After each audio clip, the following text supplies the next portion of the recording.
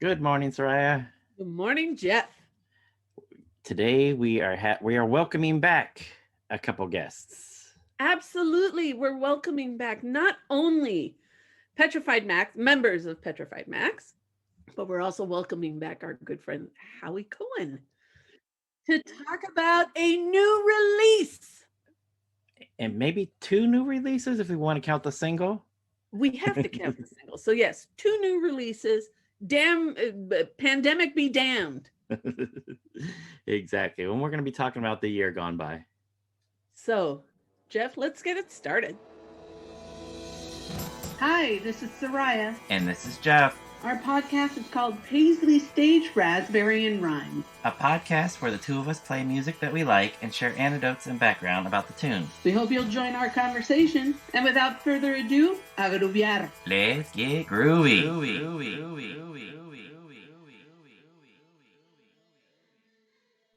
Morning. Yeah.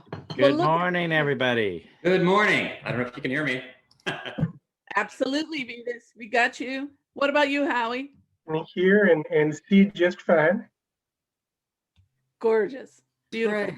Oh, okay. That's one problem. And there's the last. Yeah, but hold on. Well, two of them. Oh. I heard that. Rim shot.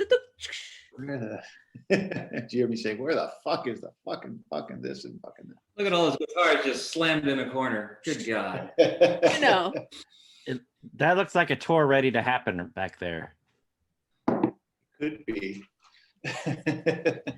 Jeff, I think if we nudge them in the right way, we may be able to do that. Play in your backyard. I mean, we got nowhere else to play. Yeah. Yeah. Party. Sure. So Soraya and I were just talking about that we're very excited to welcome you both back because there's some new projects that we wanted to talk about. And we have a very special co-host today with Mr. Cohen, Howie, our mutual super fan. But we wanted to walk through some of your guys' new material. And first of all, how are you both doing? Good. I'm up. I'm upright. This is fantastic. Yeah, this is a good Thank thing. you for doing this, you guys. This is really fun. Yeah, we're very excited because hearing new music. But Soraya, we wanted to start off with a single, if that's okay. Yeah. Okay, so the single, Lucky Couple, backside, the B-side is Thimble of Sun. Thimble of Sun.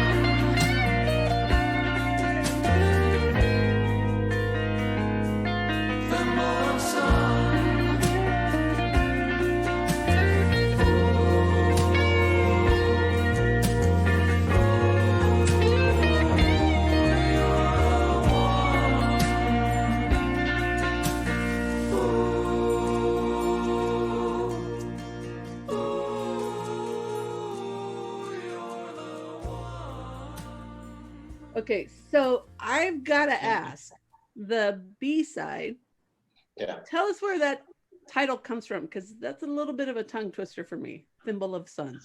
That's Vitus's. All right, Vitus. You got to sing that fast a whole bunch of times. That would not be the hook in the song. No, it's just a little love song for my best friend, Shannon. And she's, things, one way to look at it, the past few months, the year, whatever, it hasn't been all that rosy. And it's just an outtake from the record. I wrote 3 songs for her. 2 of them are already on the record. The third one became the B-side. It was just a process of elimination. But she's like this, ray of sunshine. Yeah, I love it. We're trying to remember. Can you guys remind us where the name of the band came from? Could you remind us?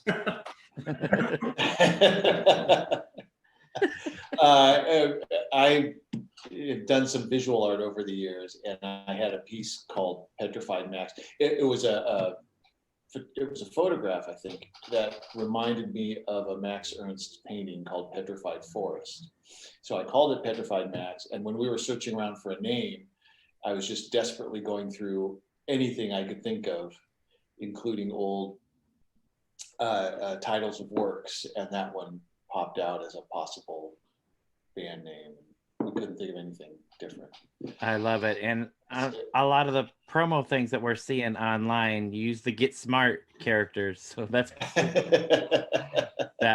perfect.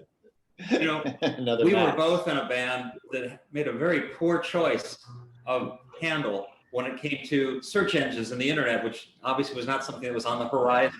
Yeah, We right. stupidly named the band The Last. So Yeah. you cannot search for that band.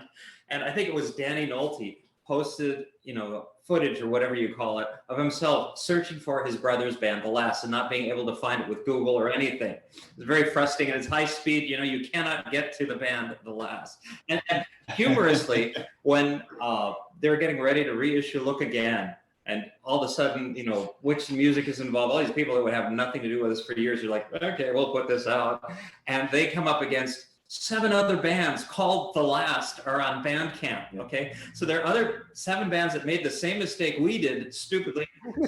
Years later, 40 years later, these people are still doing the same stupid thing, calling their band The Last. You just, the is a better choice, because you put it in there twice, maybe somebody could find it.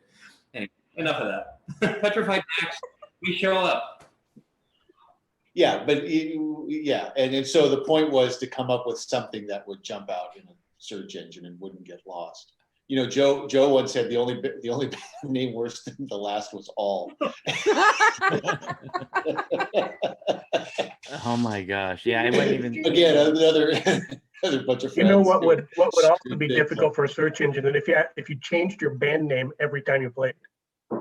Yeah, that's a that probably problem, wouldn't too. work either.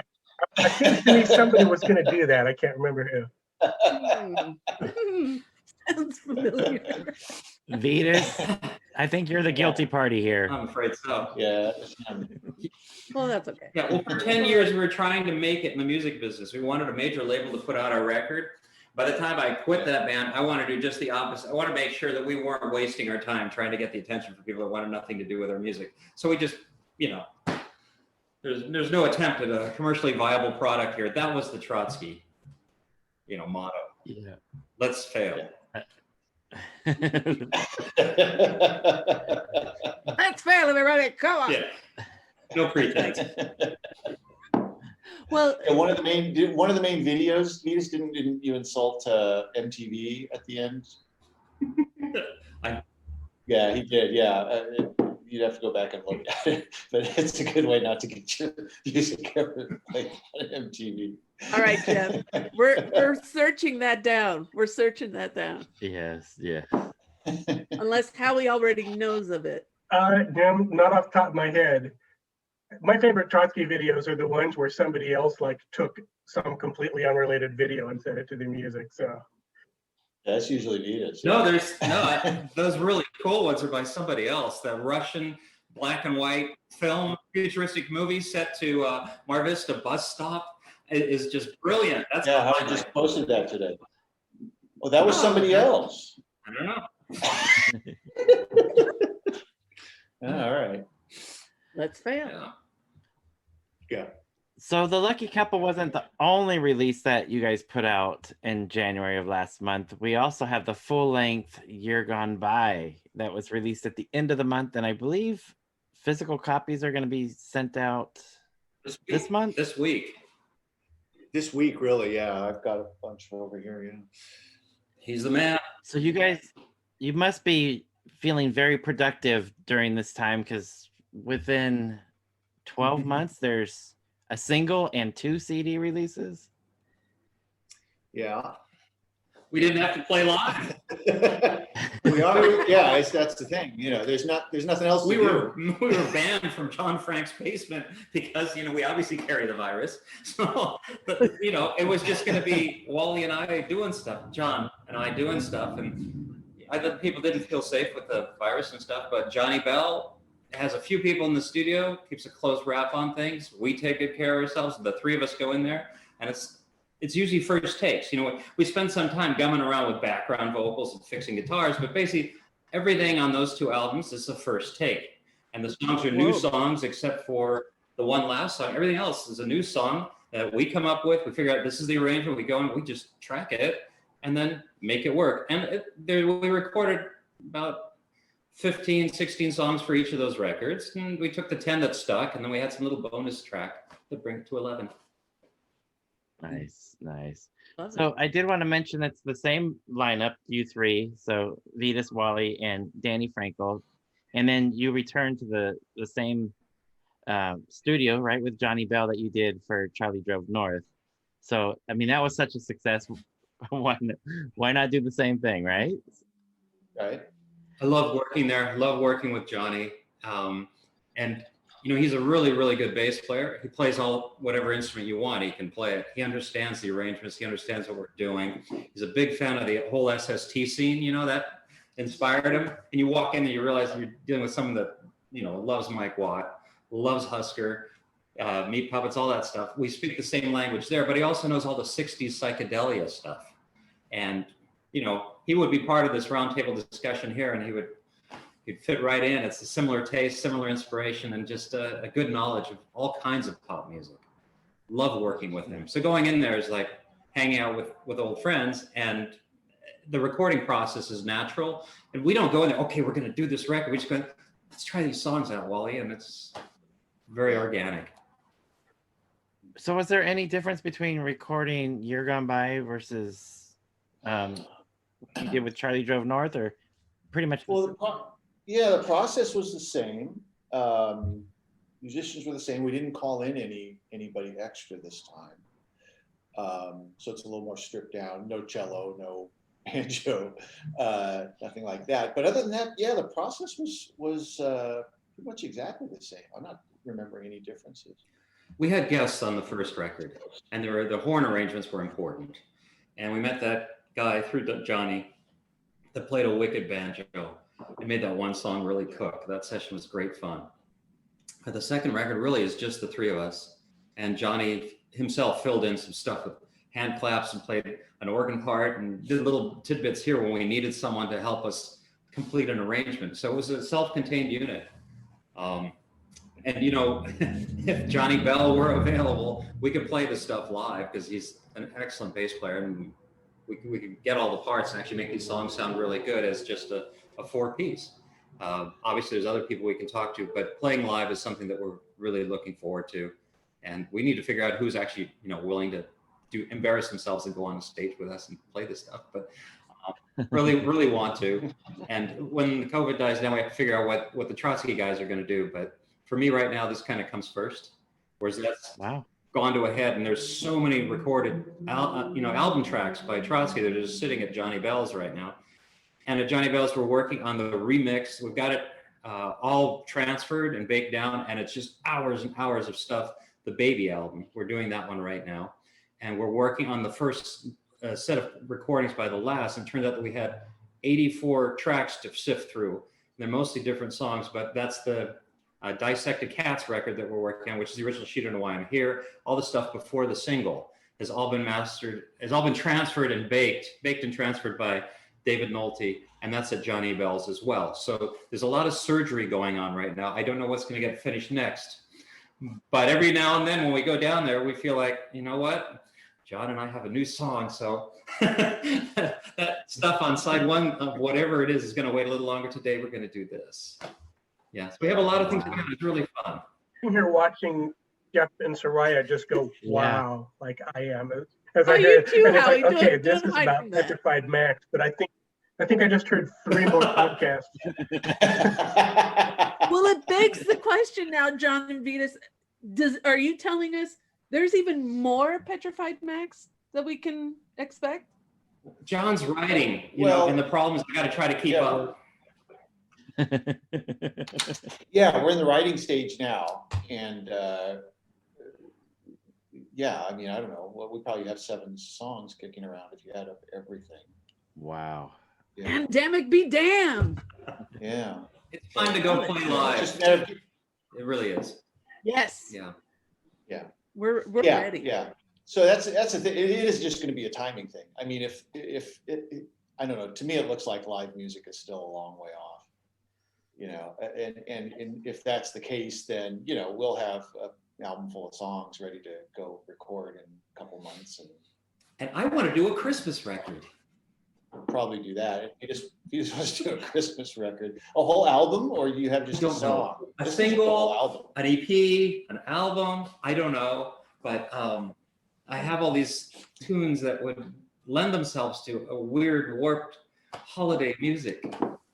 Wow. I don't think it'll ever happen, but it's okay for me. It's like a Duncan experiment. It's something that I've got up here, but I'd love to do it. Yeah. I hope that happens. It needs to happen. Yeah. Not Well, hopefully. A Petrified Max holiday record. Sounds bleak, I'm but in. it could be very beautiful. Yeah. I'm gonna place my pre-order now.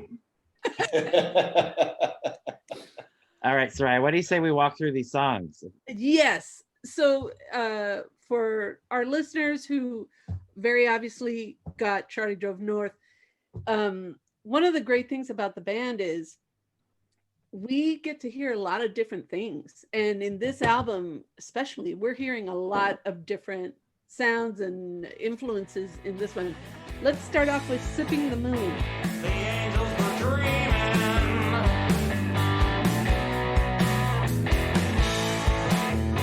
asleep in the flowers.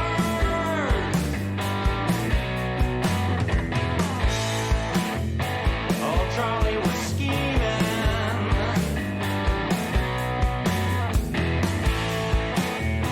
just counting the hours.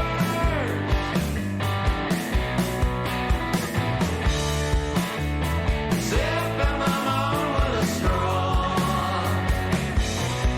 watching the tide. We were sipping the moon with a straw, taking a long, long ride. The people assembled.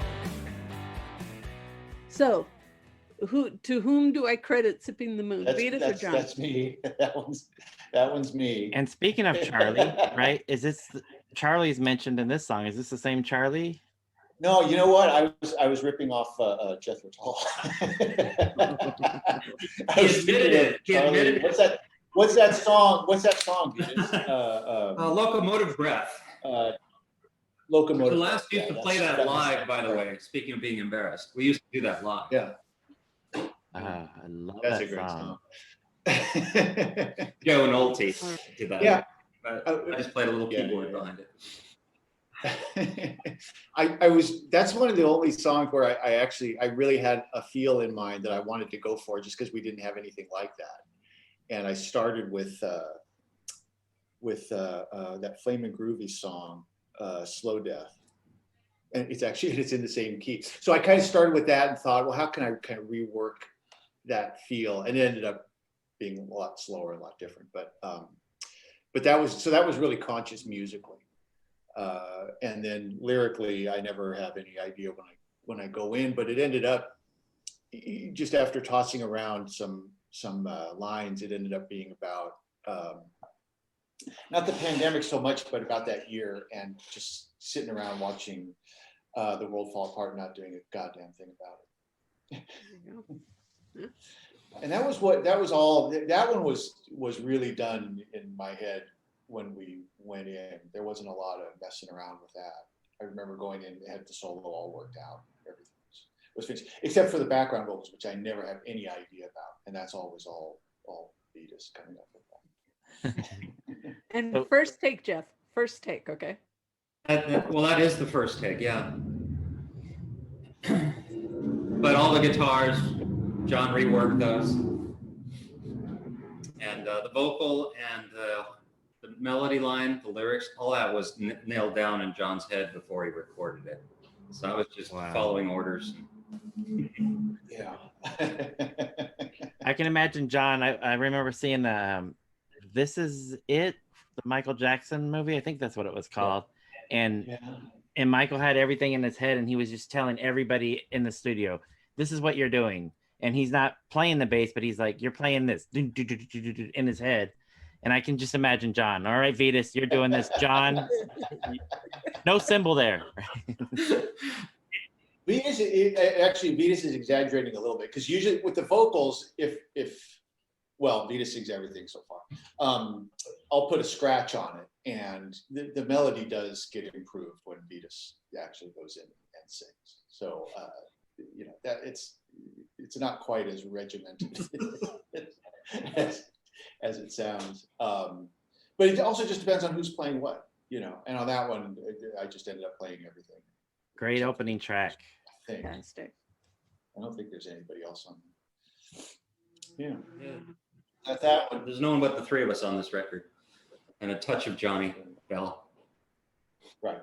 It sounds like more than that frequently at times. It's a bigger sound than a 3-piece at times. And I don't know how to quantify that, but there's just a few of the songs sounds like it's like 4 or 5, people playing, just a lot of layers to it.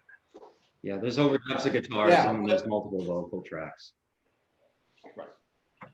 Yeah, we usually end up with at least 2 guitar tracks and often 3 or 4. And then there's a curious thing that happens where it's a song of mine and I come in with this rhythm guitar track and I try really hard to play it and I double track it. And then a few hours later, they play it back and they say, doesn't your guitar sound great now? And my guitar's gone. It's that guy played it 10 times better than I can. All those things. It happens. I love that. So that brings us to the next song, which is the title track, right? So the title track is in sequence number 2, right. Year Gone By. Yeah. LA, wherever you are, every corner of the globe, calamity and no remedy, and the year gone by, all of the notes, all of those roads, they led to here.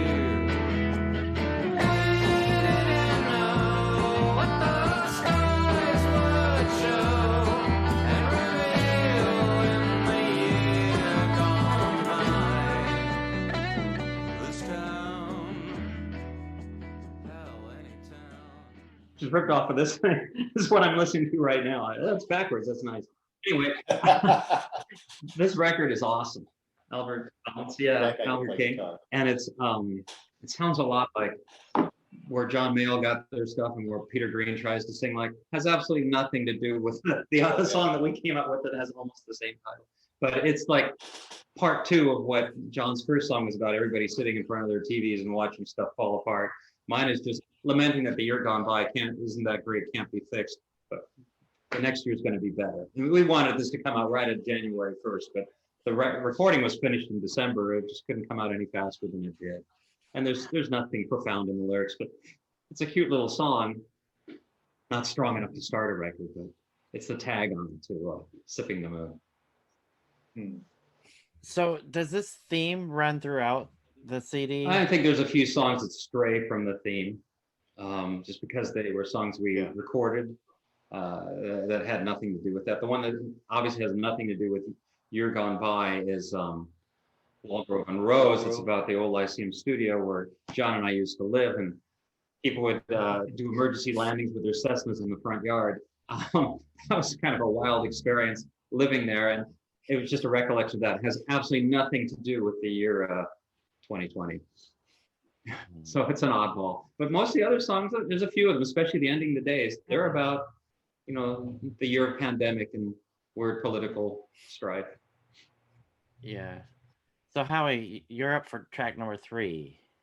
Okay, I thought it was 2. I'm sorry. Oh, I think you were. I might have. Preempted Howie. But yeah, so I'm going to kick it back to you because I didn't prep much for track 3. So wait, what did you have for Year Gone By? Yeah, pretty much what was already covered, which is just you could sort of feel the past year coming out in that song, because it was just crazy for everyone. And you said January 1st. I want to start over on February 1st myself, but no kidding. January felt like it was just trying to one up 2020. But yeah. The other thing about Years Gone By to me is as I listen to these songs, I've gotten into this habit now going, okay, is this a Vitus song or is this a John song? Yep. Or is this a combo song? And I'm trying to predict it. And I think that's the first one I got right. And it's like, okay, that is a Vitus song. So now I have to hone my skills as we go forward here, as I can try and guess. But I used to do that with the Posies. Like, is this a John song or a Ken song? And I got really good at that with them. So now I'll have to hone my skills here. But I'm like, oh, got it. Posies are awesome. I was Posies so are excited. awesome. Yeah, those are some great songs. Yeah, it was fun growing up here and getting to hear them, and still, to this day, I guess that was one of the last shows I saw before the pandemic started. So, yeah, I was pretty excited to get that one right. But I just love the whole feel of that song.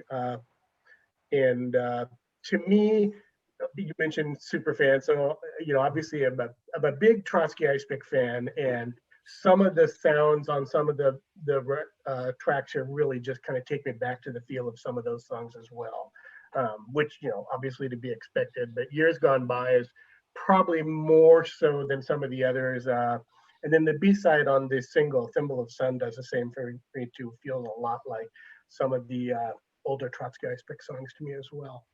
That's why Thimble of Sun was relegated to a B-side, by the way, is because it's kind of a retread of Year Gone By, things that are already on the record. The other thing about Year Gone By, the song, is Danny's drumming.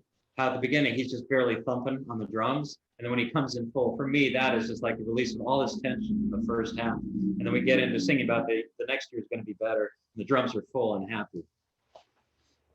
Nice. I like that. Good strategy. And I did want to mention, Howie, on the heels of you talking about being your super fandom, is the first time Soraya and I met you face to face was at a Danny and the Doorknobs show. So yep.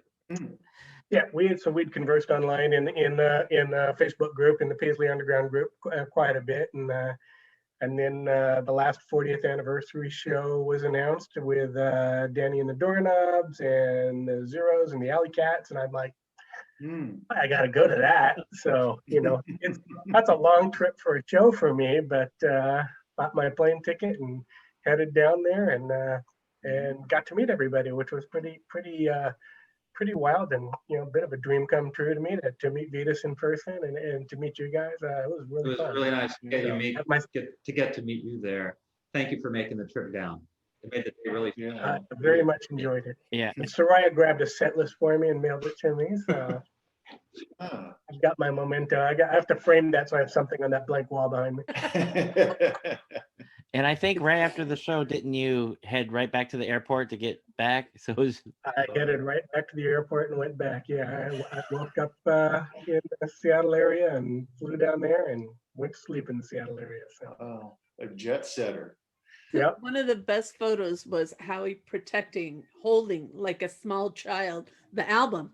You were holding the album, weren't you? I was holding the vinyl in my seat like you do with a baby on the plane trip back. I didn't want to use the miles for a whole second seat for it. So. Oh my gosh. All right. Okay. So I guess I'm up for track number 3. Sorry about that, Howie. We'll get back on. That's okay. You do please. I'll do 5. Make Believe.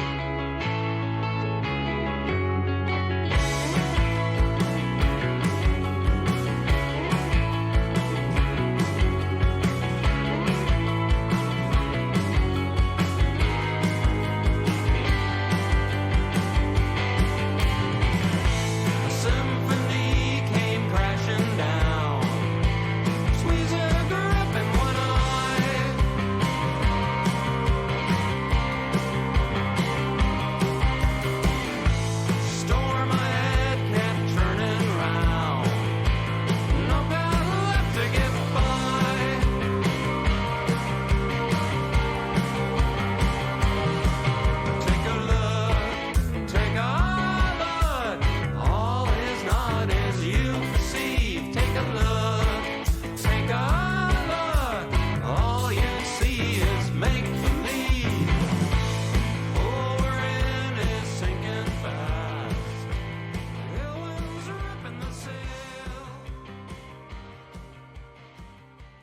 So Howie, do you have any guesses before we? No, I already know. So I can't Okay. say. All right. I did not guess this one right. All right. So John, Vitus, make believe. That's all Vitus' song, from the old one from the last days. It was a song that was written while we were recording Painting Smiles on a Dead Man. And I struggled with what the lyrics were going to be about. And I struggled with Joe Nolte. When we played the song live, he didn't bother to get all my lyrics. My lyrics weren't really finished. He was just singing gibberish. He would sing a different, melody in the verse than what I intended. But it was a good song live. And it was about a failed relationship. And it was sort of an allegory for what was happening to the last, which was that, you can tie yourself to the mast, but the whole frickin' ship's going down. And that's sort of what make-believe is about, is at some point you have to pretend, you have to stop pretending, you have to accept the fact that it's just not it's a disaster. And so in the end, when we redid it, I adjusted the lyrics a little bit, but there's still the original lyrics, there's still the original melody. And it was a good live song for the last. We tracked it once. There's a good version that the last recorded as a backing track. We never finished it. And then we recorded it with Trotsky. And I played the Trotsky version for John here. And it was, no, let me fix that. And we started over. And then when it was John and Danny, it had a different feel to it. It wasn't quite as driving, but it was much more forced. It was a lot deeper. And I really liked the way it came out. Originally supposed to be a 12-string and kind of clangy and have that sort of typical She Don't Know Why I'm Here kind of tone to it. But what we came up with playing with Danny was a cut above, was better. I'm really proud of the version. I love it. Not so happy with my vocals, so it doesn't really matter. The color of that recording is just great. Yeah, it's a great track. So my guess that the ship gone down wasn't the former U.S. administration. No. It was. He's talking about the last, yeah, 1980, whatever that 82, was. 83. 4. It's pretty clear that Yeah. there wasn't going to be. As soon as I joined, in other words. Yeah. Yeah. Yeah, I don't think it was because of that fact, John. Yeah. All right. So what about track 4, Contra Cupid? Can you relieve the strain? Contra Cupid, extracting from the vein, and in the valley below, a groaning ostinato, all that suffering and trust misguided, they call for you.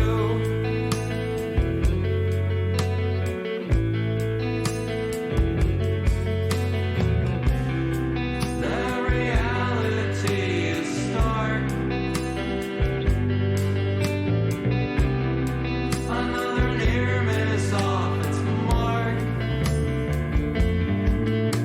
Retrieve them from the dark.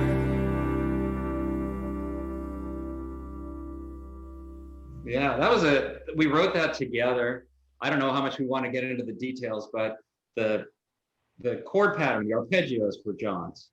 And I think I came up with the melody and I stole the concept of the song from my 17-year-old daughter, which is that, most of the things that she is hearing, reading, learning about relationships doesn't sound so good to her, right? Whether it's, domestic violence or just all these other things that through her young eyes, she's seeing out there is that human relationships, for the most part, are not positive.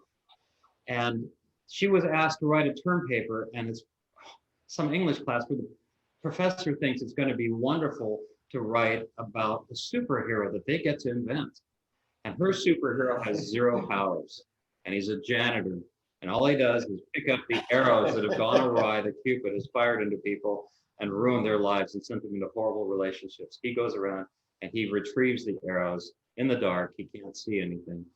So anyway, that was her term paper. I just set it to melody, and I figured it had to be very angelic and have things that would work with like a Renaissance painting of a mature Cupid and a mature Contra Cupid who doesn't get to shoot arrows but just retrieves them. I love that. Yeah. Wow. I would buy that graphic novel. Absolutely. Totally, right? Yeah, no kidding. Tell your daughter she's got a graphic novel idea. Oh, she Perfect. has many. I don't know. It's so great being around younger people that are thinking and analyzing things and see them differently than we have seen them. And Vitus, am I correct that she's done some help for the band with videos as well? She regrets it. She Yeah. thinks that video is the most embarrassing thing. Had a lot of fun doing the dress up stuff and lip syncing to it, and then just wanted it in there for just little segments. She tracked down those, the animals that were whatever program, and we put that video together, the two of us. But she didn't want it to be on YouTube and have people see it. Last night, I played my wife Shannon and my daughter Liv Contra Cupid for the first time. And they both were cracking up when they hear my voice singing. They find that to be really, really entertaining and hilarious. But, it was just, Dad, you got it all wrong.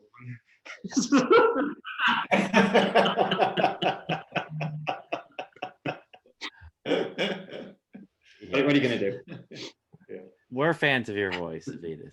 I did. Me too. So All right, Howie, I'm not going to steal your thunder this time. Okay, so track 5, the single, The Lucky Couple. They care for no one at all, and he dared, had nothing to lose. Every day is a chance to grab what you'll find without fear of going separate ways. He would steal her blind and not even think. He would lead the chase right out to the brink, to the emptiness. Her children are begging for her to awaken. She no longer hears. She has left them. He lies in a motel room, middle of nowhere, all done checking out, going into the emptiness.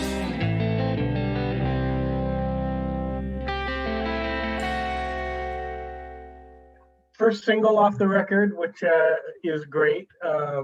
What do you want to tell us about it? That's another one where I wrote the chord structure and then Vitus did the melody and lyrics.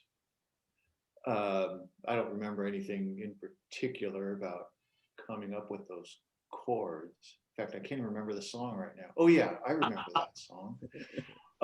Can't wait till we play it live. Yeah. How does it go? Oh no, I remember that song. Now I remember. I found myself playing these chords and wrote this whole song around them, and then I realized I completely ripped off that. Who was that band? We did the 60s band. Don't Look Back. Yeah. Who? Don't Look Back. Boston. Who? Boston? No. Definitely not. Oh God, no. I'm like, I don't hear Boston No. in that song. Yeah. Dun, dun, dun, dun. We actually had that as an intro at first, and we dropped it so it wouldn't be too close. But the rest of the song doesn't really echo it. Who was it? The Remains. Yes. It was a Remains song, right? Way back. It'll come back to you instantly as soon as this little discussion is Yeah, over. yeah. You'll know it'll be at the tip of your tongue. That's the But way. that's the way the song, for me, that's the way the songs come up anyway. Usually it's like two chords, going back and forth. The same thing with Contra Cupid. It was just those first two chords. How often does that happen? I mean, you guys have been writing songs for many years. I can't even count how many records, and how often does it come to you play a song, you're like, oh, you realize after you've written a song, oh, it sounds just like this. Does that come up a lot where you realize you've been subconsciously influenced by something and need to rework It's it? nauseating. I think the worst one that I ever did, I was really proud of a song called Light Another Candle, and I brought it to Joe Nolte in 1975. And at the time, we were working with this guy, Randy Neese, who was the singer in the Young Americans or whatever. And I brought in a song I thought would be great for 3-part harmonies.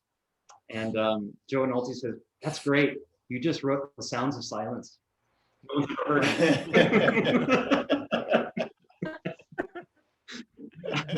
Happened a few times. Yeah, since then. steal. if you're gonna steal, you might as well steal from something good. I keep rewriting my own songs. That's my problem. I just use the same chords over and over again.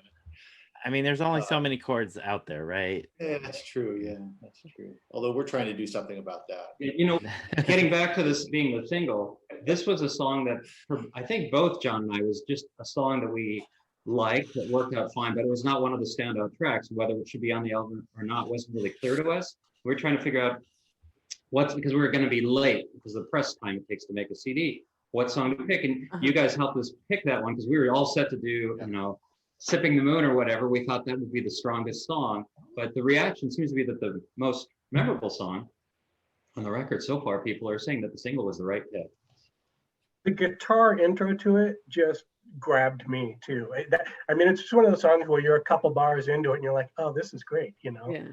It's you know, and it's really that guitar lick that right in the first couple of bars. I'm like, you know, it just you grab it and you're like, okay, I already like this, you know. Haven't heard any vocals yet, but the melodies got me. So The vibe of the song is really good. Yeah. It's a good follow-up to Contra Cupid because it's the story of a couple that totally devastates themselves with this relationship and leaves, you know, 3 orphan kids. They both died. So it's kind of a It's another happy Petrified Max song. I'm going to urge anyone listening, though, you know, if they're buying the album and have not got the single, get the single too, because I think Thimble of Sun is absolutely worth it as the B-side. I love that song so much, and it's very different, you know, much slower, you know, mellower, kind of trippier song, and I just love the two together. So I don't know what it is about me and B-sides, but every time I hear somebody's single, I end up like the B-side's my favorite. I love Lucky Couple, but I'm going to play Thimble of Sun again. And it's just great. You got to pick up both. Agreed. Yeah. All right, so Showdown is the next tune. Shake your hand so vigorously it brings you pain. That hole that's in your heart, the knife that's in your brain. Will it take a tragedy to help you see the light? Everyone leaves you uptight. It's a showdown every day and every night. Sounds like it could be like an ELO title or a Jethro Tull title. Or Boston. Or Boston. I mean, the album title is embarrassing too. I mean, You're Gone By sounds like some granny's photo album or something, right? I like it. I like it a lot, especially considering where we are. So, So what's Showdown about? Wally did this. Well, not the words though, or the melody. I just had that funny, you know, I don't even know what to call it, that single note thing, and it just gets played. Actually, you know, you the way we ended up recording it, you don't hear it, but I just played through the whole thing twice, and then I guess just at home one day, I started playing the little solo thing at the end. So it's kind of just a weird little thing. But, you know, playing through that twice and Vitus singing and having the drums through, it didn't really work that well. So I think I can't remember. I think Johnny just started like taking something out here and adding something back in there. And that's how it ended up with just drums, that kind of muffled drum sound for the first verse. It was just trying to make something out of this song. So is that the 11th piece that made it from it? Yes, that is part 11. It shows up right in the middle of the record. And Yeah. John came in with the working title of 2-part Disharmony, which for me was really not, you know, because I'm in there just trying to figure out cool harmony parts. What can we do to make this thing pop without creating an obvious hook, keeping it low key? And, you know, John shows up and says, this is 2-part Disharmony. And so, oh, God. And then just that irritating riff. And then we have the drums recorded with Johnny Bell likes to put different mics up in the back of the room to catch different things that he can use to change the tonal quality of the room surrounding the drum kit. So they're not close mic drums. He wants it. Oh, wow. The room sound. And so some of the room sounds are quite different. So for the first verse, we just used some mic that isn't even on the room. It's sitting over, it's plugged in, it's laying over on a piano on the other side of the, not in the control room, but in the main live room. And that's just the drum track that you hear on the first part of it. And it's just that, Danny playing and me singing the first verse about someone that's not very comfortable with himself. Then all of a sudden it kicks in and it's just John's aggravated guitar and it becomes a harmony. And this person's actually really aggressive and really a nasty person. It's the other half of the personality. And then it goes to the Jeff Beck thing where the whole band just stops and the guitar player gets to do his showdown with the guitar. Anyway, 2-part disharmony. I'm going to request now, if you could, in the future, either a song or an album titled Aggravated Guitar. I think Greg Ginn has already made that record. Yeah, okay. So Vitus, I wanted to ask you something before we move on to the next song. As a recording engineer yourself, right? How is it stepping back and letting Johnny Bell take over when you know where to place mics, you know what settings to use, you know how to record stuff and capture a good sound, but in this situation you're stepping back and letting Johnny Bell take over that role. How is that for you when you know how to do it? Well, it's a lot easier when it's Johnny because he actually knows more about it than I do, and he really knows his studio.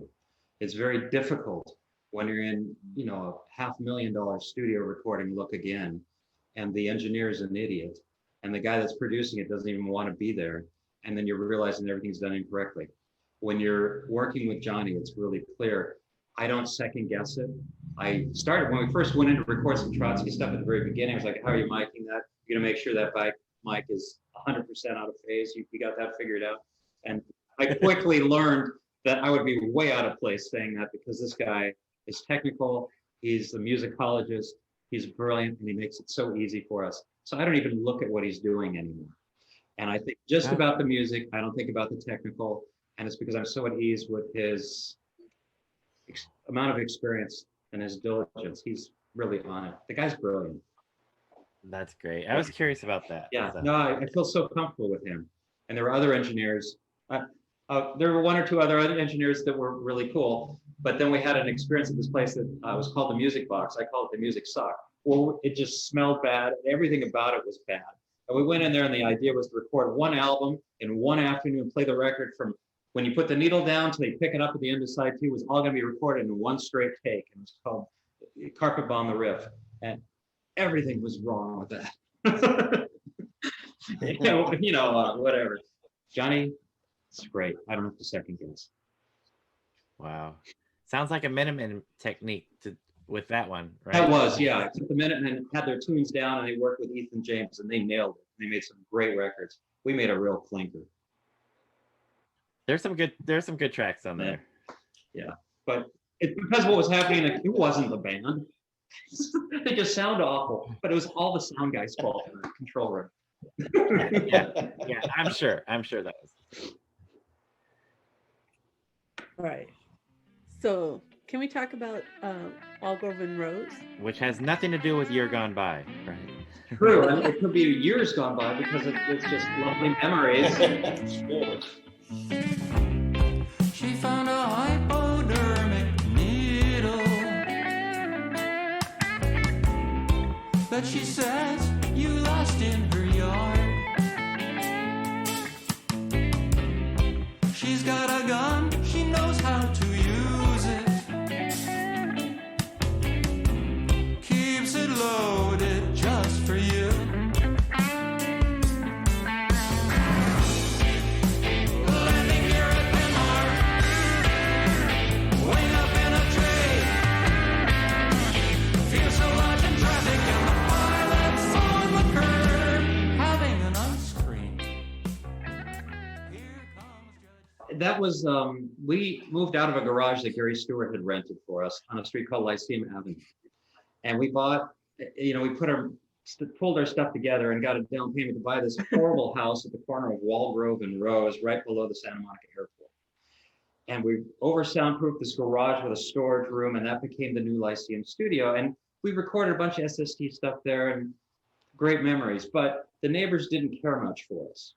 And our roommate, Kel Johansson, was working as a city prosecutor, or he's working, whatever, in the legal profession. And people would come with briefcases all the time to go over caseloads with him. And the neighbor across the street was concerned about, what are these drugs going in and out of there? Who are these people, these colorfully dressed people that are showing up at the windowless vans? What's in the briefcase? We've called the police. We found a hypodermic needle. I have a gun. I keep it loaded. What's your name? What? Never mind. So there are all those reactions. And then there was the fact that the police would come to our house and want to set up a call center to deal with the Cessna that had landed down by Penmar and spread its parts all the way up along the parked cars to in front of our house.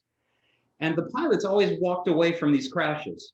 Or there was one guy that was stuck in the fuselage and he said, I'm fine. And the guy that sells the ice cream at Penmar is up there selling ice cream to all the kids that are looking at the plane wreckage, including the guy that, has finally climbed out, just sitting on the curb waiting for things to, it took a whole day to clean up the Cessna wreckage. And that was a major thoroughfare, but there's, splattering of Cessna and the power lines are down. So it's a big scene right outside the studio. Walgrove and Rose. Yeah. Wow. Vitus, is that the same studio that my band White Glove Test recorded Leap Right. at? I don't think you guys had your session christened with a Cessna, but yeah, that is the studio. I do have a quick story about that session, though, if I could take a little sideline. So Yeah. I had gotten married to my first failed marriage a couple days before that, and we had our honeymoon in San Francisco. And I was running late, which was often the case with my first wife. And so I was trying to get to the studio as quickly as possible in my Toyota Supra, coming back from my honeymoon in San Francisco, trying to make it to Walgrove and Rose to make it to the studio. So it wasn't costing the band a lot of money by me not being there. And I look in my rearview mirror and I see red lights flashing. So I pull over and the officer says, young man, where are you trying to get to so quick? And I said, well, I'm on my honeymoon and I got to get to a recording studio to record. And he said, He went straight to jail. He said, I clocked you in at 1:15. And he said, this is a felony because you're so many miles over. And he said, but seeing that you're coming back from your honeymoon and that you're going to this recording studio, I'm gonna give you a ticket, but I'm gonna ticket you for 10 miles over, so it's not a felony. So I made it there just when I was supposed to be there, Vitus. So that's my Walgrove and Rose story. Good one. Yeah, that would have fit right in. That would have fit right in the song, actually. You could do part 2. Urban Rose. All right, yeah. And that song's all Vitus. I think the only thing I did on that was the solo. I don't think I played anything else. Well, the bass, except for the bass. It's one of those songs where the words obviously came first, and just figured out what to put around it, and I would just throw my little chords to it. Yeah. The other good story about that house was that they had 4 daughters, the people that had remodeled that house over and over again. Nothing worked in this house. And the guy worked for the phone company. There was this big thing like a phone switchboard patch bay that was in the hallway closet. And we all wanted our own phone lines in that house. We called, back then it was GTE. And the guy came in, I said, it's all in the closet. And we hear him say, fuck, I thought this place looked familiar. And we met one of the daughters who'd become, I guess, a park ranger or something, and she self-medicated, whatever the problem was. But she showed up at Christmas time, and we had made our own Christmas tree by cutting down the pine tree that was planted in the front yard. It was just right for a small Christmas tree. And she came to the front door and she was like, what? Who cut down my tree? Because she was unaware that her parents no longer owned the house. And she's like, but where's my dad? So that's the Lone Ranger. It's the daughter that's a little. Okay. All right. Okay. All right. Walgrove and Rose. Wow. Okay. Okay, so track 8 is right now my favorite track on the album. I've been listening to this like over and over again. It's called Blue Skies Always, and I'm just gonna say it now. It's enchanting.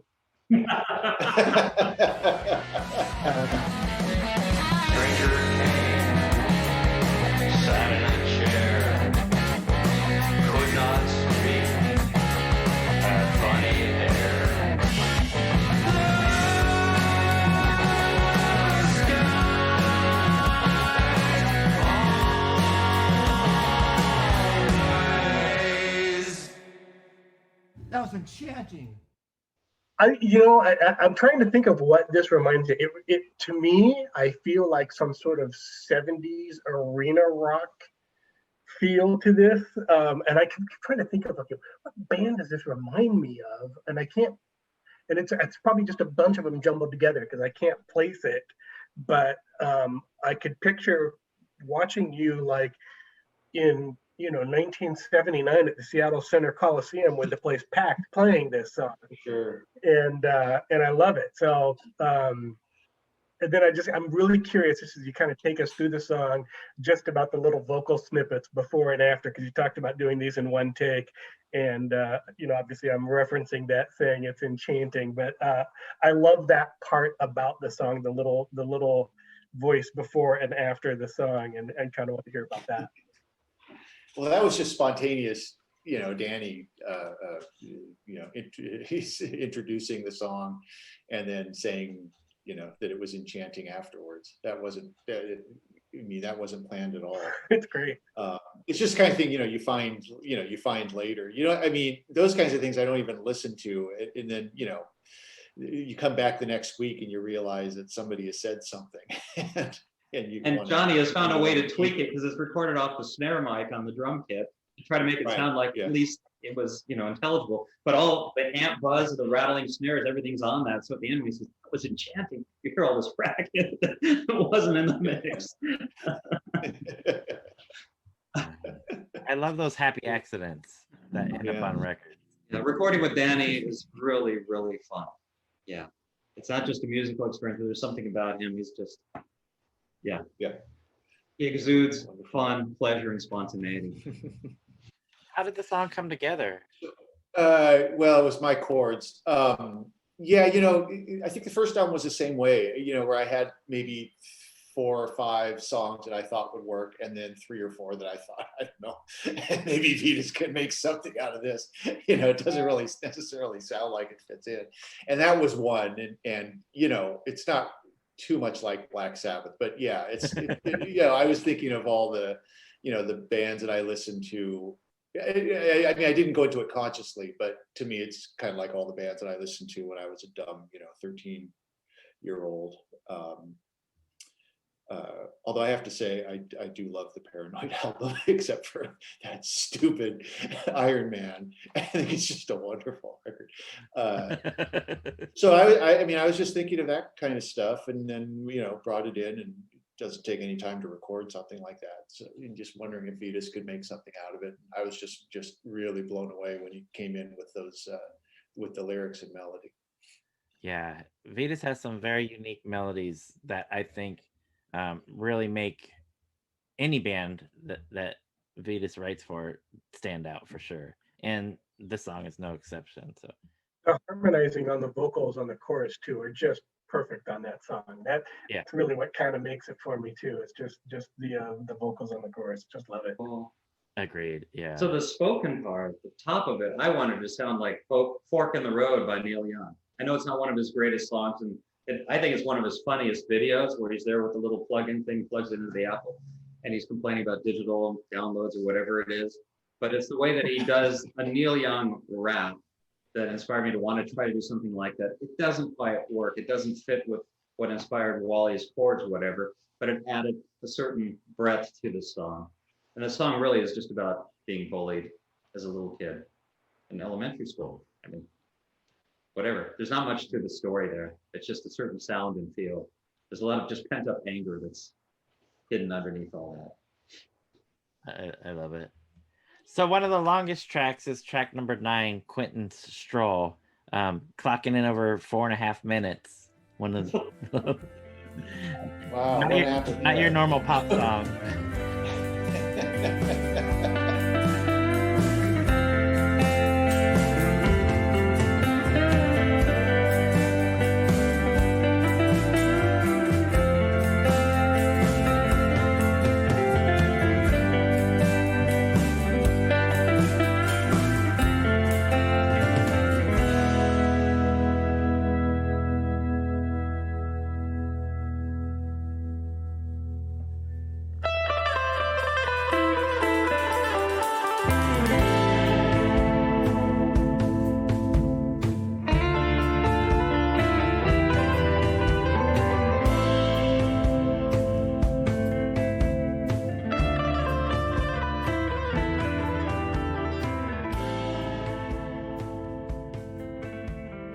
How did this one come together? What was the inspiration for this?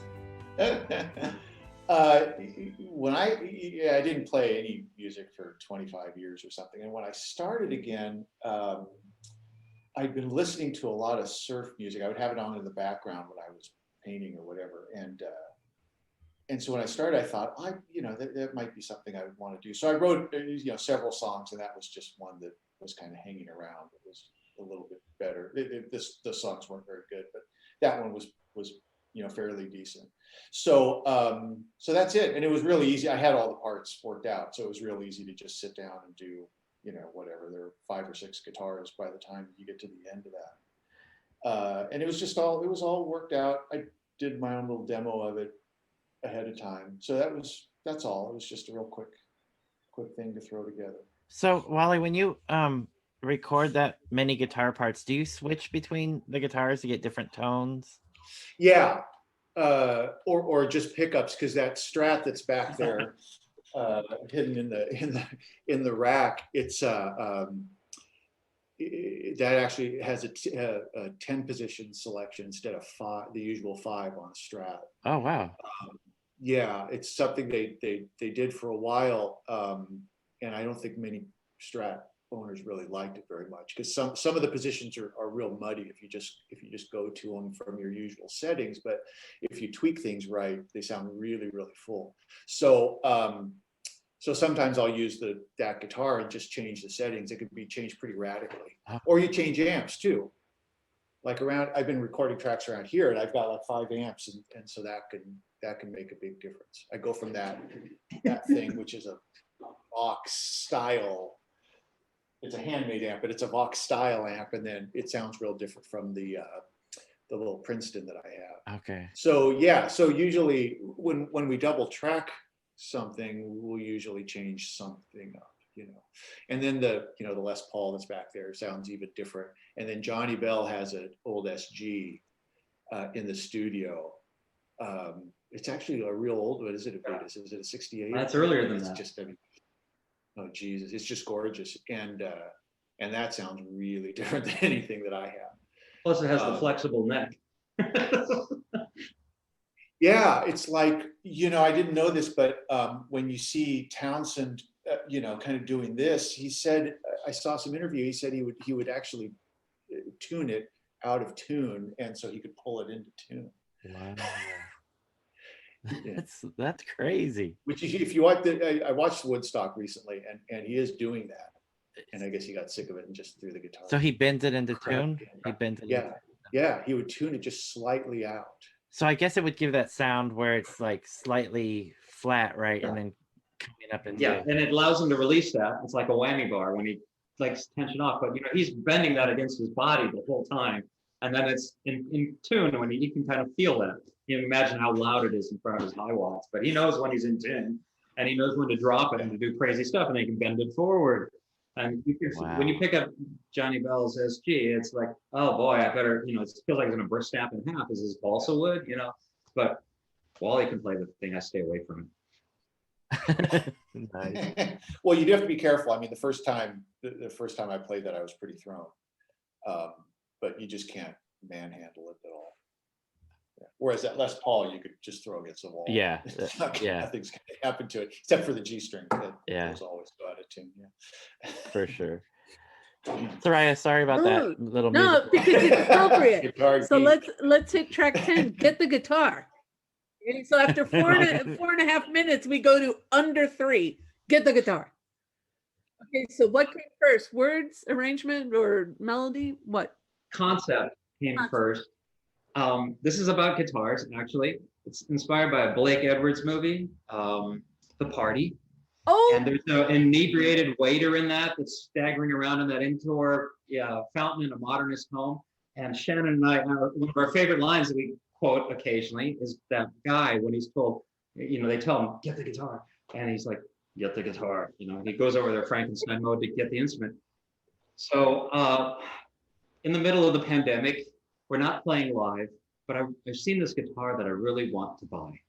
And Shannon and I are having dinner and adult beverages, and I said, I don't know, I'm going to try to sell some of my Fender crap and I'm going to buy this Rickenbacker 12-string. It's been 40 years since I've owned a 12-string. I really, there's this guy Wally that plays everything better than me, and I can do the 12-string stuff again. We're really, and Shannon was like, get the guitar. So it's a love song, and that's pretty much the summary of it. I love that. That's great. I love that it's a love song. That's the ultimate musician love song. Yeah. But I wrote it for my wife. I really did. I swear, this is for you. Yeah. It goes, it kind of works the same way around here, which is why there's. That's the love corner over there. Exactly. That's the discussion in my house every time Bandcamp Friday comes up, and I'm like, okay, well, here's my list. Just get the album, okay? Get the guitar. Get the guitar. Love it. Excellent. All right, last track.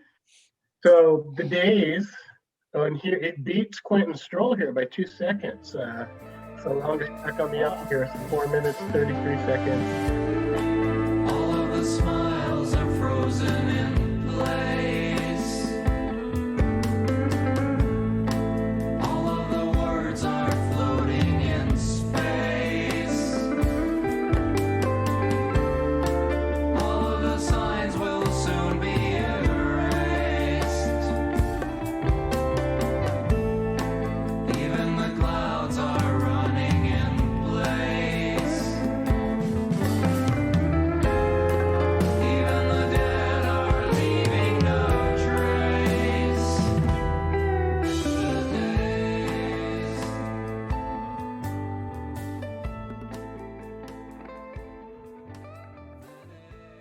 And I've brought this up when we've talked about some other things previously, some other albums. This is the perfect song to end the album on. And just, I'm always amazed at how well to put together some albums are, just as far as the order of the tracks. And, sometimes you have a theme running through every track. Sometimes some tracks, not everything, whatever.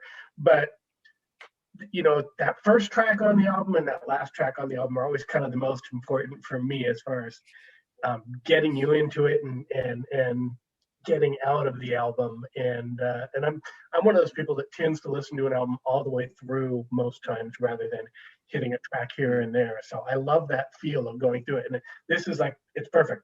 There is no other song that could have ended this album. And it has that sort of moody feel again of some of the older Trotsky albums do to me, or Trotsky songs do for me. And I did not guess this one right on songwriting credit at all. So I was like, okay, this pretty much feels like Vitus, but no. So take us through this one. Writing was the same as usual, where I came up with one change, those first couple chords, and then just followed it out from there. It's all just little triad. I don't think I played any chords the way you'd normally play them. They're just all little triads and shapes that are in a kind of a weird spot on the neck. Although the chords themselves are all just minors, majors and minors. There's nothing too whacked out about it. And that's one where I did have an idea of what I wanted to write about, and it's just writing about times during the pandemic. So that's it. It's pretty straightforward, and a lot of what you end up hearing is really Vitus's contribution, because the melody that I wrote, all I had was the really, really basic melody, very repetitive. And so by the time Vitus got done, I think there are at least 2 vocals on it, even from the very start. And then by the time we get to the end, what do you have on there, Vitus? 3 or 4, probably? Right. At least 3. And the dropout in the middle was Vitus's idea, and the guitar running through the whole, and the piano that he added is, I think, really, really key to the song. And the guitar running all the way through it wasn't something that we had in mind at first. That was just, I can't remember why we did that. But, I think it was just like, let's add a guitar, and rather than drop in here and there, I just said, well, just play it all the way through. Play the song all the way through. I'll just mess around. and we ended up keeping a lot of it. So that one really built up over time. It feels almost a little bit lyrically and musically like it ties in to the title track to Years Gone By, and there's some meshing in there that feels similar. But you know, again, because you hit Years Gone By, it's 2 tracks in, and then you hit this one at the last, and it's I just like the way they sort of play off each other thematically and lyrically. It had to be a longer track. It's a product of the studio. The arrangement was worked out on the recording, but it is there to summarize the record and summarize being stuck at home, the stay-at-home order. There it is, the days at home. Even the cat's getting annoyed with you. Yeah. Yeah, I totally agree with Howie. I think this is the perfect way to end the album. I'm a fan of sequencing, so I think you guys did a great job. I did want to ask you guys about the cover artwork, Brad Murray's artwork here. How did you guys come to use this for the album's artwork? We were just desperate. Well, I mean, it turned out great. I love that image, but Yeah, it's great. We had no idea what to do. Same thing with the first album too. And so we were just going through images, and I think it was Vitus's idea to maybe pull something from Brad's catalog. He posts on, what is that? His Instagram, right? A lot of it is Instagram. Yes. He posts on Instagram constantly, and so there it is. And so I think he said, well, maybe we should use one of his, and I went through and picked out about 8 or 10 that I thought were strong, and it was just a kind of that process. So Did you guys go ahead? I was just gonna ask. Go ahead. I'm gonna grab a seat. Do you know Brad? Oh, okay. Well, I know Brad from when he's about 10 years younger than us. And for his birthday, he would be allowed to place long distance calls. I hope I'm doing this story justice, because Brad's going to correct me on this. But his mother would allow him to call long distance from Florida to LA to talk to Keith Morris or to talk to Mike Watt. And for some reason, I ended up being on that list of prime SST guys. That's not whatever. But he called me on his birthday just to chat and say that he liked Trotsky Ice Pick. He's his younger kid, he's 10 or 11 years old. And we kind of struck up a friendship, and we've stayed in touch through all these years. And he ended up going into the graphics business for CD and record packaging. And Imprint is the name of the company that he helped start, and he works there, and he's their graphics guy. But he loves photography. He's very, very good at it. And this particular image is an annual event where they put up a special colored lighting because the turtles come on land to lay their eggs. And you're not supposed to go into this area, and it has a certain color red light on at night. And he captured a bunch of images of it. So for me, it seemed like, you're gone by. Hey, they're coming back again. That your cycle is over. That image tied in with this very, very nicely. We had one other great cover image from Beth Pershup, but she couldn't find the original image to have it rescanned to get the resolution that we needed for packaging. And it was really frustrating. And we loved her image. We really wanted it. She went out of her way to get it, but it just didn't work out. Brad is just like, that image goes, this one? Yeah, what resolution do you need? It's like, boom, he fixed it in a day, and it was, next album cover, we'll talk to you first, Beth. Her photography is at least as good, but it just didn't work out. This one, which is kind of meant to be, just wanted to happen that way. It's gorgeous. And Wally, I think, do you have a box of them right there? Is that what you? Yeah. I have a box. Well, because I wanted to show what I think it was Vitus's idea, and then Don Brown executed it. So we use that kind of square image in the for the online stuff, but the actual image, and if you, well, I already screwed this up. Hold on. So if you order the CD, it actually comes like that. Which I don't know if there you go. Yeah. It actually comes like that. Oh. And then it opens up to the full image, which is that. Oh. And you get lyrics this time. Mike Watt style. And a band photo this time. Look at that. Yeah, it does look like a Fire Hose thing. Like trying to read Fire Hose lyrics or. Yeah. Nice. Very nice. Well, you guys, once again, put out a great CD. Charlie Drove North made my top list for last year, so I'm pretty certain that this will make my top list for 2021.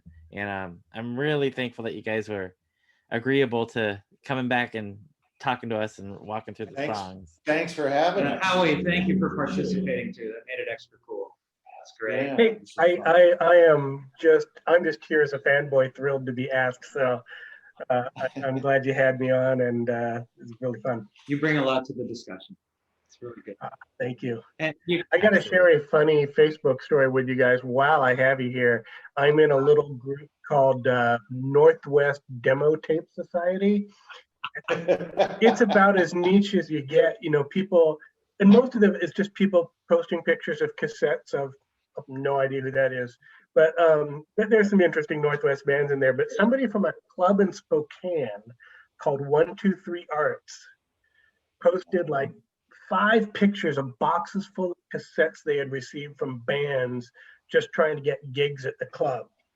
And I'm going through them, and there's 2 Trotsky Ice Pick cassettes in there. never There's got a gig. and El Caban. So I don't know if you ever remember playing at 123 Arts, but Yeah, sure. your cassette, your It was box- I guess that's that place that we played in Spokane. Yeah. yeah, probably. Remember that? It was sort of like a little, it wasn't an arts co-op, but it was this guy who had it seemed like he had the whole building, and he had like artist studios. There were a bunch of kids hanging around. The only part I remember is sleeping on the floor. Well, yeah, but that was Seattle. No, we got a motel in Spokane. Wow, we blew all our Yeah. capital in one night there.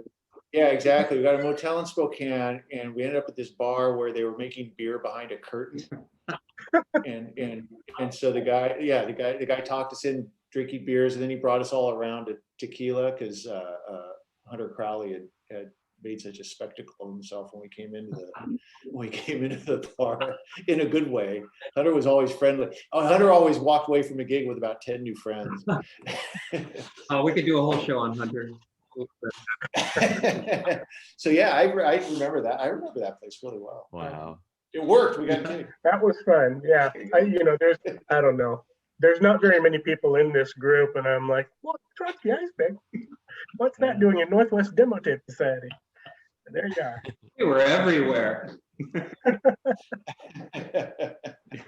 And you guys, Soraya, Jeff, thank you for doing the little episode on Tom Stevens. That was really cool. It was really great that you guys did that. I love that that's up there, and we all feel the same. That was a tough one to do. Yeah. Great show. Thank you. Appreciate that. And so for our listeners, if you want to get Year Gone By, Bandcamp is the place to get it. You can buy it digitally, or as we've seen, Wally's got a box of CDs. So go to Bandcamp, look up Petrified Max. You'll find their first album, Charlie Drove North. The single. The single. Yeah. Single. Which Howie highly recommends I did. for the B-side. And then, of course, the new release, which was released just last month, January. Physical copies shipping out now. Go and get this now. Yes. You want this. You need this. Agreed. All right, Vitus, Wally, thank you so much for coming on. Thank you. Thank you. And develop those 7 songs and make it into 11 somehow. Oh, yeah. And we'll have you back. We're ready for all of it. All On right. their upcoming album, Aggravated Guitar. Aggravated guitars. That's good. All right. Perfect. Thank you Thanks guys again. so much. Thanks a lot. Thank you very Thanks. much. All right. Bye. Bye-bye. Okay, take care. I love having Wally and Vitus on because I like hearing their process. Okay, but let's just walk through some of the things they talked about today. Okay. So, this album it's a different sounding album. You can't deny that. And a lot of different influences, some stolen riffs, but okay, so start out with something lifted from Jethro, or influenced by Jethro Tull, Locomotive Breath. Yes. Then Wally mentioned also the song Don't Look Back by The Remains. Yeah. I'm not And familiar with that then- one. Yeah. And then some small influence to Fork in the Road by Neil Young and the movie The Party by Blake Edwards, which it's a movie I really like too. So I'm oh my gosh. And I gotta go back and remember that part where they go, get the guitar. Yeah. I need that. Yeah. Yeah. But I want to watch it just for that part. I like hearing them talk us through the album because the story, it's so cohesive, this album, from start to finish. And I liked hearing them walk us through that process. But Jeff, I'm still kind of stuck on the fact that each one of these tracks is a one take. Yeah. Yeah, that really surprised me. I did not expect to hear that, but yeah, that's one of the cool things that I like about doing these and walking through these tracks and learning stuff like that, because I would have never ever suspected that that these were primarily one recording songs, first track. And then listening to them talk about some of the arrangement parts, I think I'm taken aback by the fact that these were all first take tracks. Is the fact that they're Vitus said there's nothing methodical about it, but it seems like they put some time into the thought process of the execution, so that when they go in, Vitus says, we don't waste a moment and we just go. And that to me is really interesting about how they work, because it seems like once they've got the track in, they do a little bit of tweaking and then they're ready to go. And man, I love Vitus and Wally's energy about like, we want to play live. Yes. And like, these tracks are ready to go. Let's go, let's go, let's go. So, I appreciate that about them. And then anyone who's listening and has heard Trotsky before, the energy of Trotsky Ice Pick, right? Yes. And that's a live band that like you're just sucked in. Once they play, you're like, yeah, I'm with you all the way. And Petrified Max, when they play live, I think it's going to have, when you listen to the albums, they bring you in and you're there for the whole, all the tracks. But live, this stuff is going to kill. Yeah, I definitely want to hear these live. It's going to be fantastic. Yeah. Yeah. And I think they're going to be probably, the excitement is probably going to be so built up to be able to perform these live. I can only imagine just that energy and excitement being unbottled or unleashed. Right. So Howie talked about there being a stadium show, especially in reference to Blue Skies Always, and Wally said it's not going to be like Black Sabbath, but I bet that these live shows will be an unbottling of energy and excitement. Oh, 100%. 100%. And that goes for a lot of the bands that we know, like, and respect. We need live music back. And I'm hoping that we're going to see an earlier versus a later return to playing live music. But I have to admit, I do love the fact that that bands like Petrified Max and some other of the artists that we've seen and heard take advantage of this time. They're giving me hope, right? That people aren't just sitting watching paint dry, but rather they're active and doing things, and they're putting that energy into good use. And look at some of the people that we've spoken with, even just shortly and casually, they've said, oh yeah, Rain Parade said they have, Matt Pucci told us they have some new tracks coming. Look at what's happening with Permanent Green Light. They've said they've got a single forthcoming. And Petrified Max, 2 albums during this time, plus a single. Dream Syndicate, Steve Wynn, we've seen artists do that, and I'm just really excited for Petrified Max. This is a great album. It's a really cohesive album. And I love the fact that they're giving us different influences and different styles on this one. Absolutely. You know, this isn't just a carbon copy of Charlie Drove North. No. So I really like what they're offering us. And I loved hearing some of these, you know, bridges between, you know, different artists.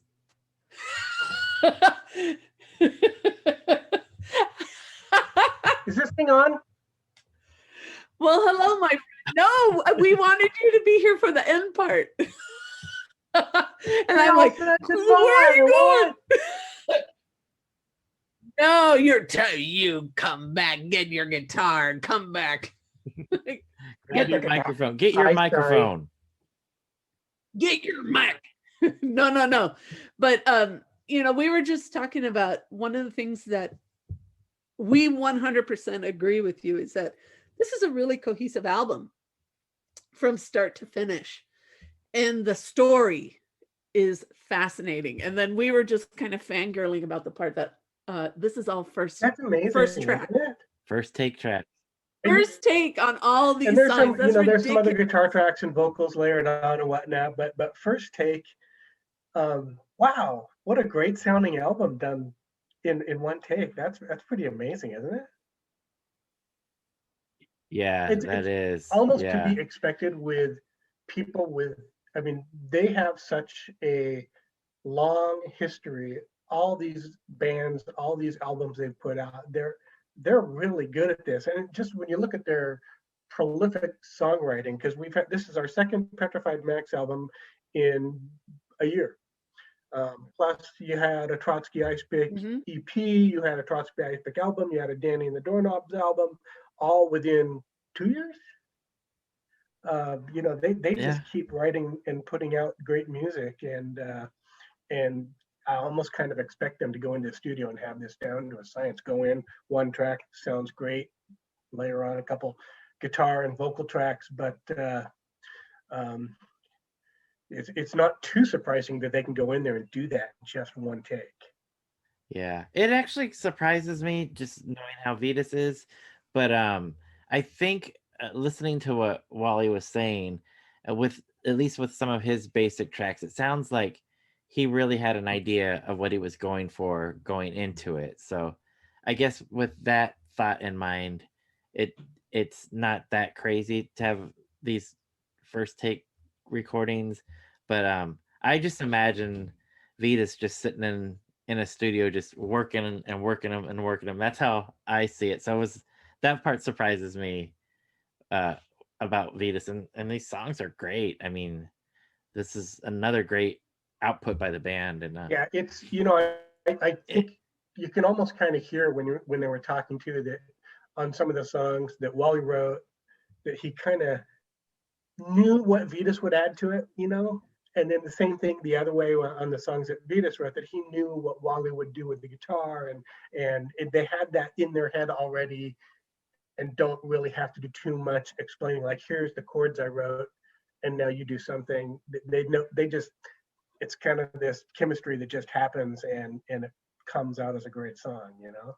That's a good point, and I think that comes through as you listen to the tracks. You can hear that camaraderie, and as you mentioned, Howie, these guys have been playing together for a number of years now, and that the collaborative work really shines through, I think, in these songs in particular.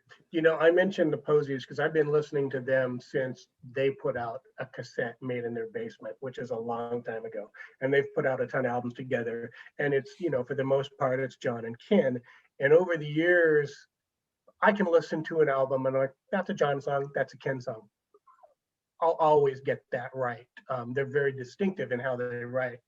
But with Vitus and Wally, I don't know that I'll ever get there because they play off of each other. You know what I mean? That musically, they'll write a song. One of them will write a song or write the the bones of a song, and then the other one comes in, and they mesh together so perfectly. I'm like, I'm never gonna get there to where I can I'm just gonna know, because they influence each other, and it's really interesting to hear the difference there in they each can write a song, but when it's meshed together, it just sounds like what you get when you put the two of them together. Yeah. That's a good point. 100%. Yeah. And I don't care what Vitus says. I love his vocals. Me too. Personally. Yep. I always call it like false modesty. And then I was kind of giggling at what his wife and daughter had to say about it. But I like hearing Vitus on vocals. But Howie, to your point, it seems that, Wally and Vitus have this, it's this interesting synergy where they kind of mesh one into the other, and the songs flow really well. Mm-hmm. So I'm not even going to try and play your game, Howie, because I will lose every freaking time. I'm coming to accept that I'm going to lose most of the time there too. But it's still fun to try. Yeah, I was gonna say, yeah, that's 100%. But this is a great album, and one of the things I was telling Jeff was what I like is that Petrified Max isn't afraid to show us where their current influences are at the moment. So Charlie Drove North and Year Gone By, two different albums, in my opinion, showing us very different influences. And, I was telling Jeff, I said, listen to what they told us, okay? Locomotive Breath, Jethro Tull. Don't Look Back, The Remains. Fork in the Road, Neil Young. And then the Blake Edwards movie, The Party. I mean, we just hear a lot of different things. And Black Sabbath, Paranoid. Thank you. Missing from my I was list. trying to name, who is this 70s rock sound I hear there? Okay, Black Sabbath, that's it. There you go. I like that about them, in that, the Albert King album also was that Vitus showed us. Mm-hmm. Here's what I'm listening to, and here's what's, how that brought me to here. I like hearing that. Yeah, and take all those things and throw them into a blender of pandemicness, and Year Gone By.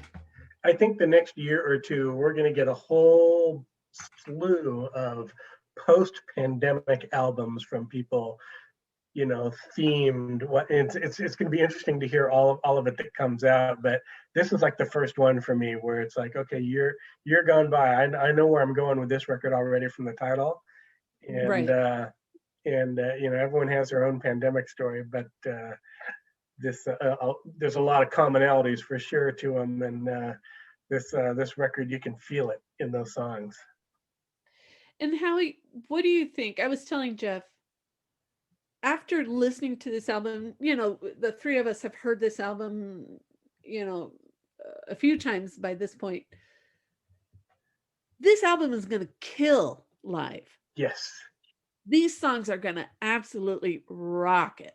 Well, I mentioned I've been playing Blue Skies Always a lot. So, I just said, I'm talking out of both sides of my mouth. I play the album all the way through, and then I go back and I play Blue Skies Always 5 times in a row. You're allowed. I want to hear that song live. The chords, okay, let's rock. And then you hear the chords, and I'm like, okay, let's rock. Let's do this. And I want to hear that. You can hear it in their voices. They are so ready. Yeah. To take this show on the road. We've got to get back to live music soon. Oh. I'm holding on. I'm holding on to hope that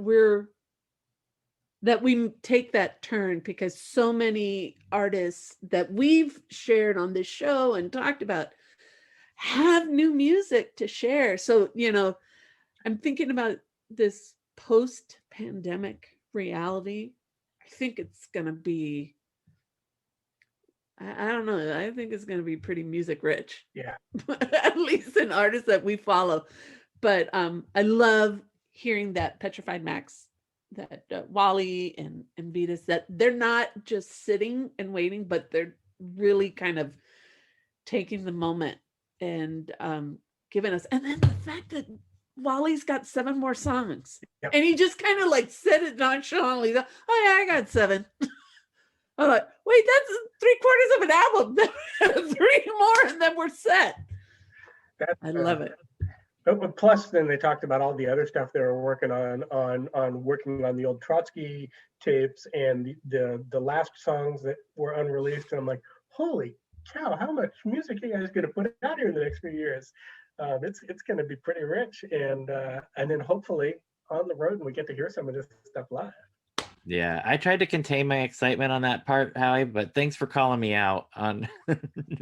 Well, I saw Howie's face too. I think we're all sitting there going, But we're all guilty. What? All right, so Jeff, quick, pinky swear. Come on, Jeff. Okay, pinky swear. So when Petrified Mask goes up to the Pacific Northwest, we're coming to you, Howie. Please. Okay, Please. we're gonna come hang out in your backyard. Absolutely, you must. We pinky swear on it. I'm there. I am there. So me, Jeff, and Chris, we're coming up. We're gonna come up, and then we'll all. I don't know. We'll have a. We'll drink beer with Petrified Max. That beer brewed behind a curtain. Yeah. I like I don't that know. story. I don't know if I want to go over to Spokane for this. Let's do this in the Puget Sound area, No. so. But let's hope it's somewhere Near Seattle. somewhere in your neighborhood. I've, Seattle. I will continue to try and get some local radio airplay. I've called in every favor I can here with local DJs, but I'm gonna keep trying to get some music played on the air here. And I've been helping out a local organization called the Washington Association of Nightlife and Music. I'm messing it up, but it's called WANMA, and it's just a trade group of all the local clubs in the Seattle area, the Tractor and Numos and Clock Out Lounge, and you name it. All the local clubs where everybody goes to see bands here. And one of the last shows I saw was Dream Syndicate at the Tractor.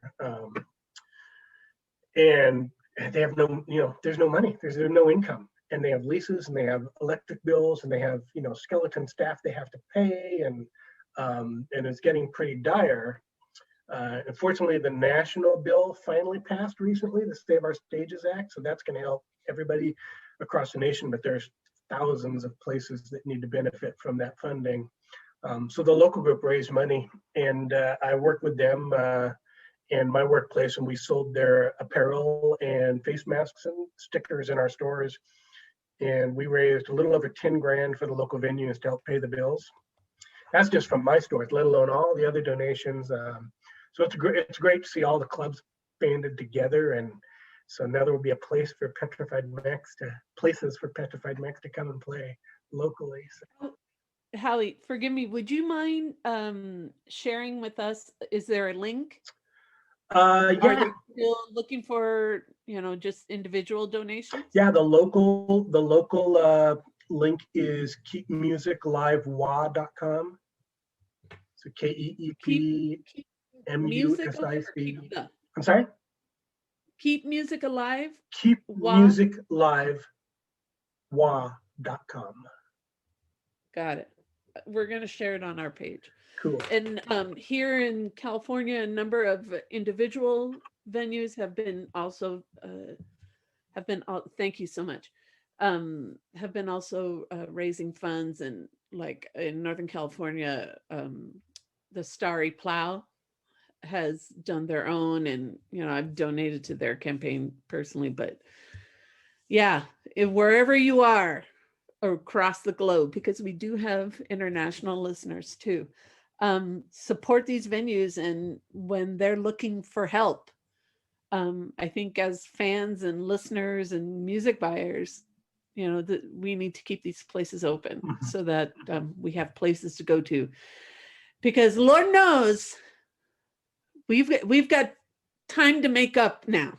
Yeah. We've got events to make up. Yeah. There will be a period of time where there's going to be 2 stamps on my hand every day, Please. Yeah. Please. Yes. Yes. And then, we're just going to have them all up and down the arm, and then going to a tattoo parlor and just say, please, it needs to be here forever. Yep. But Howie, we can't thank you enough for joining us today and celebrating this new album. Thank you so much for your time. And thanks for sharing keepmusiclive.com. Yes. We're going to help share the word. And all right, Howie, you ready to come back and talk about the what is it? The last Trotsky and anything else? Aggravated guitars. I am so excited for these Trotsky albums to get reworked and re-released. And my CD of Baby is very beat up, and I've tried to restore that thing to a playable status, but it's not quite all there. So I am very looking forward to that stuff getting rescued. And that's a great story. I really want to hear that too, because of all the damage those tapes went through. And yes, most people, I don't think, have any idea about everything that happened there. And that's quite a story that those are even salvageable. Leave it to Vitus. Yep. Howie, you take care of yourself. Thank you so much. Okay. And hopefully we'll have you back on to, I don't know, talk about another Petrified Max album, or talk about the last, or talk about Trotsky. Who knows? But take care of yourself. Okay. Thank you. Appreciate it. Bye. Bye-bye. I should really leave now, right? Yes. Now you can. All right, Jeff. I think it's time for us to put an end to this. But yeah, go get Petrified Max. You're gonna. You will not regret it. Get it. All right. Mi gente, agruviar. Groove on, Paisley people.